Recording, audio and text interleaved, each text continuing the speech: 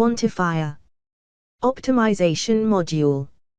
In this video you will learn about how to use Quantifier's built-in optimization feature. This will include options for members that can't be protected, member substitutions and substitutions combined with critical temperature assessments. The aim of the module is to provide cost-effective protected design options. Before we look at the software, let's review the basis for the cost-benefit assessment. Fire-protected steel cost is typically a function of costs associated with structural steel, the fire protection material, and its application or installation. Let's consider each of these with respect to a steel section. For structural steel, as we increase the mass or weight of a section, it gets more expensive. For fire protection materials, light sections require more thickness than heavy sections. For some products, the comparative reduction in thickness for heavier steel can be quite significant relative to that needed for light steel. Application or installation costs are likely to be linked not only to the surface area, but also to the number of coats required to achieve the required product thickness. Many structural designs aim for a lightweight and efficient steel design without properly considering the fire protection implications. In this case, the lightest steel design results in the highest product thickness, which in turn requires the highest application costs. In some scenarios, the steel section may be so lightweight that a product can't protect it as it falls outside of its certified limits. In order to gain an appreciation for a cost-benefit analysis, we need to consider the combined cost of the steel, fire protection and application. The relative costs of these three metrics are not identical. They are project, scenario and product specific. As such, they need to be represented by appropriate cost values. Let's consider the overall cost to the project by considering our three metrics. Of course, total cost can mean different things to different people. For example, an optimized fire-protected structure can bring economic benefit in areas such as construction productivity and timelines, maintenance schedules, sustainability savings, or total steel weight for offshore structures. The plot shows that variation of steel section can have an influence on the overall cost. While most structural designs don't fully consider fire protection, the optimizer aims to determine the optimum section for the project. Quantifire will cycle through different relevant steel sections via an automated process. Let's enter an SHS 100 by 100 by 3.6 with a user set temperature of 500 degrees Celsius. For our fictitious dummy char product, this requires 7.193 mm of product. From the main menu, click on the project statistics to see the theoretical number of coats required. It is evident that in this case, 6 coats are needed, which may be deemed too excessive for application. The project statistics page has a button to take you to the optimizer, but it can also be accessed directly from the main menu. When we click Optimize, we are prompted that the cost settings are incomplete. Let's click OK to enter them. The dialog box shown has some arbitrary values already entered, but these are simply placeholders for users to enter their own cost metrics. The steel cost is shown at the top as 1 unit price per kilogram, or rather 1,000 per metric ton. The application cost is shown next and is represented as a cost per unit surface area of protected steel work for the first coat and then for subsequent coats.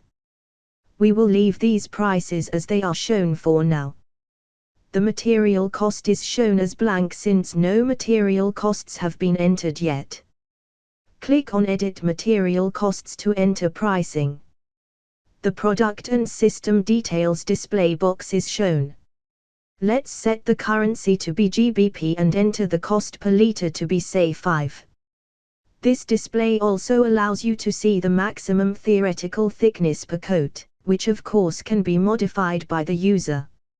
For now, we will leave these settings as they are, and save the changes. Now that we have pricing details set, we are asked to enter the section ID to optimize, which in this case is number 1. We are now on the Optimizer page and can see the section for consideration at the top. The theoretical number of coats and resultant overall cost is displayed.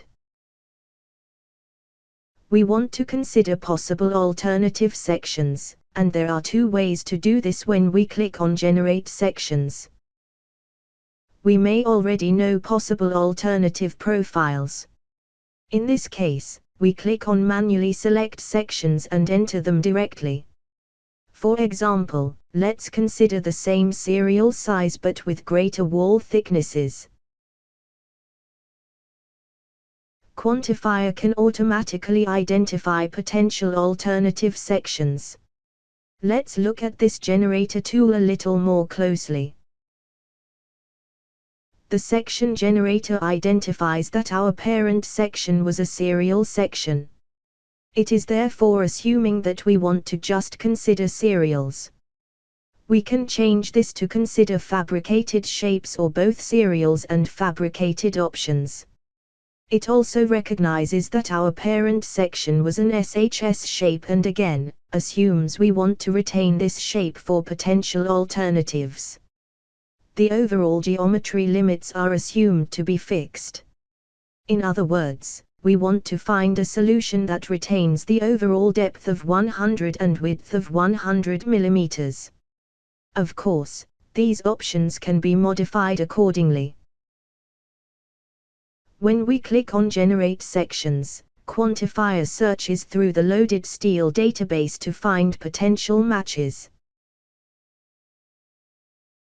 Had we chosen to consider a fabricated section, then we can set the number of designs we want to consider at a thickness increment percentage in relation to the parent section wall thickness. We can also consider I-shapes instead of the parent SHS shape. In this instance, web and flange constraints are applied to determine appropriate thicknesses.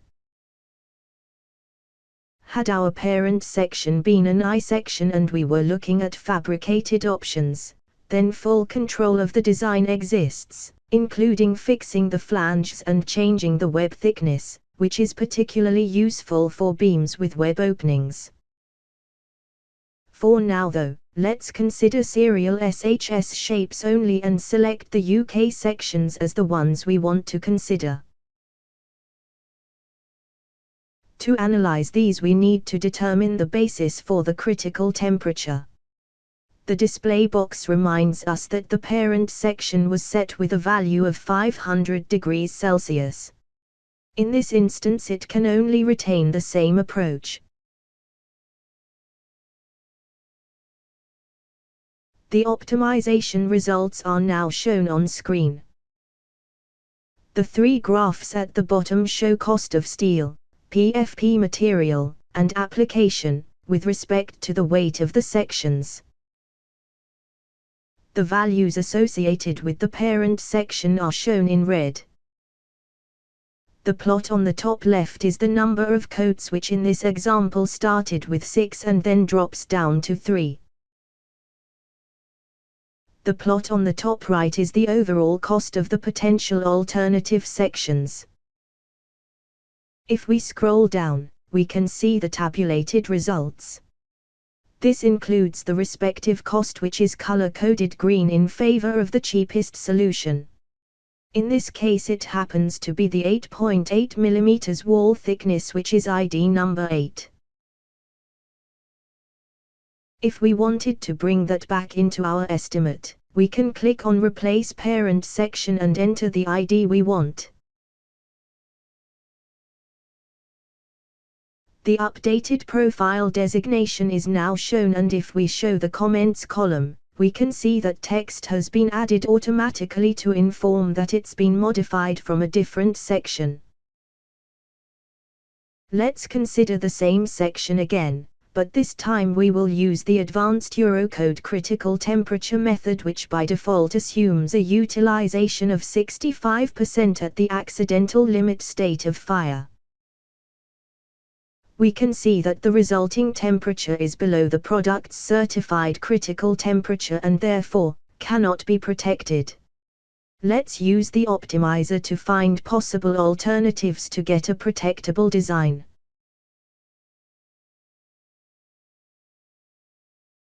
We'll consider the same alternative SHS serial sections as last time.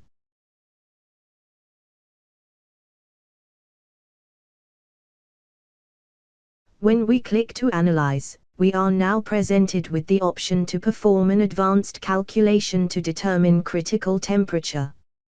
This approach takes the structural loading from the first design, treats it as a constant and applies it to every other alternative section as part of a full Eurocode calculation.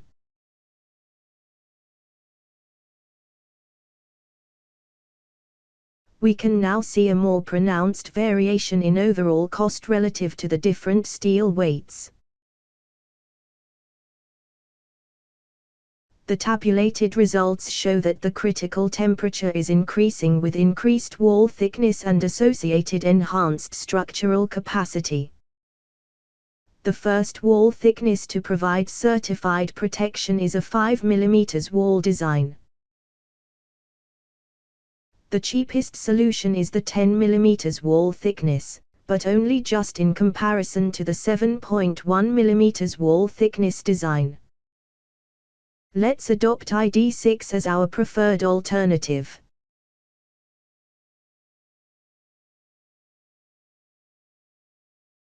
On the estimate we can see that the section designation has been updated and a DFT is now given. The level of utilization is now showing as 37%. This is reduced from the original section value of 65% as a result of the enhanced structural capacity. This concludes the Optimizer tutorial. We hope that it's provided you with an overview of how to apply it on projects. Full information is given in the Quantifire user guide. Look out for related topics in other training videos, including the bulk importability, cellular beam assessments and Eurocode critical temperature calculations.